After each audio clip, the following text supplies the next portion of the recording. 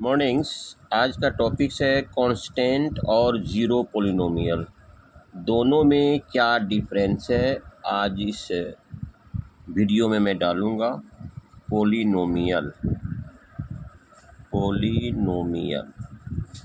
तो सबसे पहले कांस्टेंट पोलिनोमियल कोई भी जो रियल नंबर होता है, जैसे 5, 7, 8, these are called constant polynomial,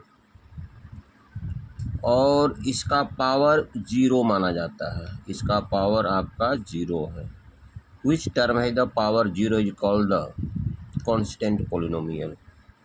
तो पावर जीरो क्यों मानते हैं? जैसे 5 गुना अगर x पर पावर हम जीरो करते हैं तो फिर आपका 5 ही आएगा। तो इसको कहते हैं कांस्टेंट पोलिनोमियल। कोई भी real number is called the constant polynomial. 7, 8, 12, √2, √7, ये सब क्या हो गया? Constant polynomial. It is also may be called monomial. Single term वाले को हम लोग कहते हैं मोनोमियल। यह मोनोमियल भी कहा जा सकता है।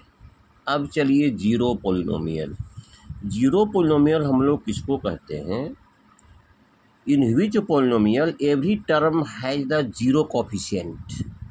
जिस पोलिनोमियल में सबका कोफिशिएंट जीरो होता है, इसका मतलब है कि वेरिएबल में गुना कर देंगे तो वो जीरो हो जाएगा। जैसे 0 × x³, 0 × x², 0 × x, ये सबका जो कोफिशिएंट है वह जीरो है, क्योंकि जब इसको मल्टीप्लाई करेंगे तो result will be zero. Hence this form are called zero polynomial. तो आप समझ गए होंगे जीरो पोलिनोमियल और कांस्टेंट पोलिनोमियल में real number is called the constant polynomial. It term has a zero power, but in the zero polynomial in which polynomial if each term has zero coefficient is called the zero polynomial। जैसे example में अगर इसको इससे गुना करेंगे zero होगा, इसे गुना करेंगे zero होगा, इसे गुना करेंगे जीरो बराबर जीरो। जैसे 0x, ये आपका जीरो पोलिनोमियल हुआ।